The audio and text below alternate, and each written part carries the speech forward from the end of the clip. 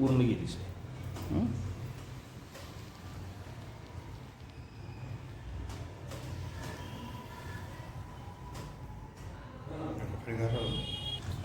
बोला. डबल मतदान करायचं आहे काय BJP तर काय समजत नाही. दुबार मतदानासाठी हे घातक आहे.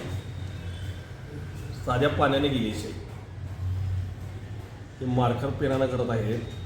सगळी निवडणूक यंत्रणा विकल्या गेलेली आहे. अशा जर निवडणुका होत असतील तर काय बनवणार असं महाराष्ट्राचं.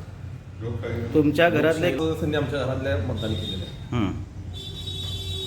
आमचा उमेदवार आहे तर प्रभाग क्रमांक 8 मध्ये